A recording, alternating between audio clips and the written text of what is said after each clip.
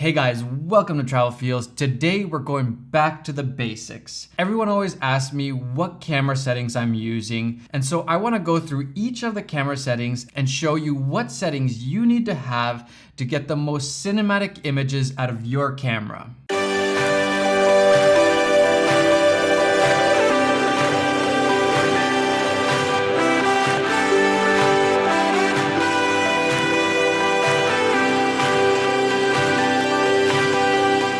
Now, when I talk about cinematic images, what I really mean is the most film-like or Hollywood image possible. Hollywood has the best in the industry working there, so we should be looking at what they're doing and use those same things in our own films. So what f-stops are they using? What frame rates? What shutter speeds? All these little things, they make a big difference in your footage. I remember when I started out, I would just fiddle around with the shutter speed and f-stop and I'd be all over the place, and I thought that it doesn't really matter so much, but it actually matters a lot. It's really important that you have the right settings in your camera. It doesn't matter what camera you're using, if your settings are off, the footage is gonna look like garbage. It's like having a 1D for photos and then just throwing it on auto and taking pictures on auto all the time. The images won't be nearly as good as they could be. So it's the same thing with your camera. Whatever camera you're using, make sure you're thinking through what settings you're using and why. A lot of the settings have exceptions for stylistic reasons. So you need to know what settings you should have, and if you're not using those settings, why are you changing them? There are so many different things that you could do to get cinematic images, but camera settings are a big part of that. So I want to go through the different settings, what they are, and what I'm usually using. I want to go through frame rates, color profiles, shutter speed, f-stop, and ISO. So let's start off with frame rate. When you're taking a video, it's basically just a series of images that are put together that make it look like there's motion or a video clip. And there's different frame rates that you can have in your video clips. But the most cinematic frame rate is 24 frames per second. Virtually everything in Hollywood is played in 24 frames per second. You can film at higher frame rates like 60 or 120 or 360 frames per second, but you're always conforming it and playing it at 24 frames per second. And why is this? I've done some research into this before, and really the brain can only handle about 20 to 24 images per second. That doesn't mean that we can't see the difference between 24 and 60 frames per second, but the brain can't process more than 20 to 24 frames per second. Anything below 13 frames per second, the human eye can see that there's a series of images instead of smooth animation. Anything above 13 frames per second starts to look like animation or a smooth movement where the brain can't see that it's pictures one after another. So 24 frames per second is kind of like the maximum amount that the brain can handle at once. I don't know exactly what happens with 60 frames per second, but if the brain can only process 24 frames per second, that means the brain is having to discard a whole bunch of those. And when you're filmmaking, you want each frame to count. So 24 frames per second is what they've landed on throughout history. And when you compare 24 versus, let's say, 60 frames per second, they look totally different. 60 frames per second has this like news soap opera feel to it and just doesn't look cinematic at all. Whereas 24 frames per second has just the right amount of smoothness to it, but it's not overly smooth either. Now you guys can debate this all you want, but there's a reason why virtually every film gets played in 24 frames per second with only a few exceptions. Like for example, some of the Hobbit films were shown in 48 frames per second. But I think this has to do more with the fact that it was shown in 3D and they were trying to cut some of that motion blur. 3D is really hard with motion and there's a ton of motion and action going on in the Hobbit. So I think they were trying to enhance the image a little bit by playing it in 48 frames per second. But it really didn't look that good to me.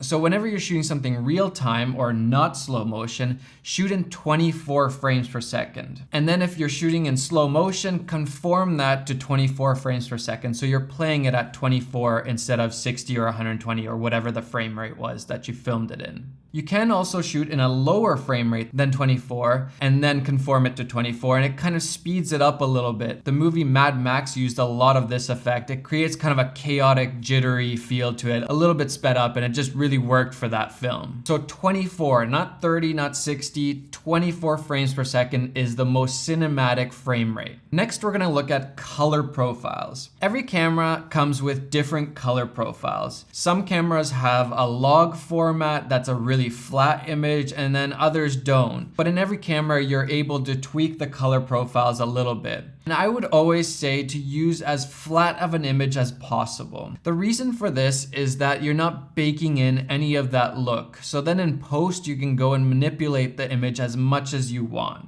For that reason, I'm almost always shooting in log. If my camera has log, I'm shooting in log. So for example, in the Sony a7R II, I'm shooting in S-Log2, whereas with the Olympus, it doesn't have a log profile, but I choose settings that make it the most flat image as possible. It's almost like the difference between taking a JPEG photo and a RAW photo. It's not quite the same, but you have a lot more information to use in post. So if I can, I'm always using a log profile. This way I can have the most room to color grade and color correct it in post and make it look the way I want. The only exception to this would be if the codec or sensor just isn't good enough to capture a log file. The DJI cameras are a good example of this. I'd say anything below the Phantom 4 Pro, they just can't handle the log profile. When you go to grade it, it just falls apart. There's just not enough information and resolution there to make log footage look good. But 90% of the time, I'm shooting in a log profile. Now, the log profile doesn't actually make it more cinematic necessarily, but it does allow you to, in post, make it more cinematic. And it does also give you more dynamic range, which is a really film-like or Hollywood quality. You want the most dynamic range possible. And what dynamic range is, it's just the amount of values between your darkest and your lightest luminance values. So that means if you're filming inside and there's a window, it's not blowing out right away because it's much brighter outside, or that the inside is way dark and the outside is exposed. So you're able to capture more of the highlights and shadows at the same time. I'm going to split this tutorial into two parts, just because there's a lot to go through and I want you to internalize as much as possible. Also, I don't know if you guys checked out my review of the Olympus EM1 Mark II. I posted a few days ago. Go and check that out. And I also wanted to add to that review and show you a vlogger's perspective of the camera. When we were in Italy and Switzerland testing out the cameras, I was with my friend Peter McKinnon. He has his own YouTube channel. He vlogs and makes tutorials, and he was testing the camera from a vlogger's perspective. So here's what he had to say about the camera. So how is this for vlogging? Well, I'll tell you how it is. My favorite thing when using this, I mean, as vloggers, we're taking this everywhere. That's the thing. It's going on airplanes. It's going in restaurants. We're going into hotels and elevators. This camera goes everywhere with you when you are trying to make vlogs. One of the biggest positives of this was the size. Using a mirrorless camera to vlog was such a refreshing thing for me, coming from using a much larger camera to vlog. And why that's important? I'll tell you why that's important.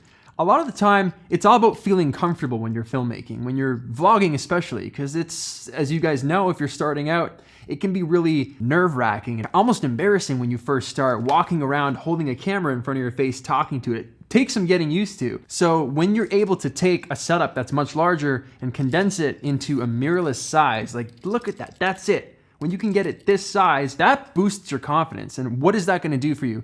Well, that's going to make sure that you continue shooting. You're going to keep shooting in those instances where maybe you weren't going to before because the camera just made you feel a little uncomfortable. Not only that, larger cameras make other people feel uncomfortable. So not only do you feel awkward with the giant camera, so does everybody around you. So when you switch to a nice little setup like this that packs the same amount of punch into a small body, it gives you the confidence and it calms everyone else down around you as well. So if you're walking into a store, if you're walking into a movie theater, not to bootleg, but to just make a vlog and do whatever it is that you're gonna do, people around you will feel less tense and less stressed about what is this guy doing? Is he making a film? Like it's accepted, it's socially accepted more. And for me, that was the biggest The biggest plus of this camera was just feeling so comfortable right off the bat being able to vlog with it. The screen flipping around, huge help in being able to see yourself and where you're framed. The autofocus, it will automatically focus on whatever's in the frame or it'll track your face.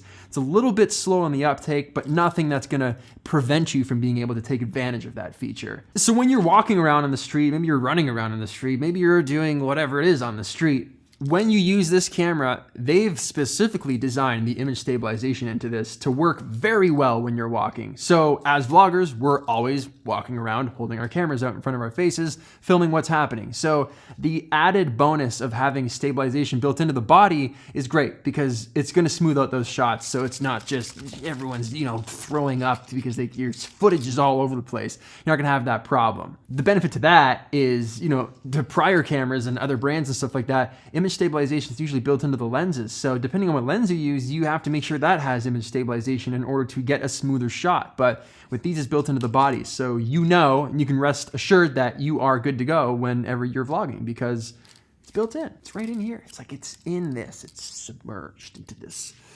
It's a good thing to have. So we got the good battery life, we got the swivel LCD, the mic goes on top, we got that stabilization, you throw that GorillaPod on the bottom, boom, bust that out in front of you, you're vlogging in no time. You're welcome.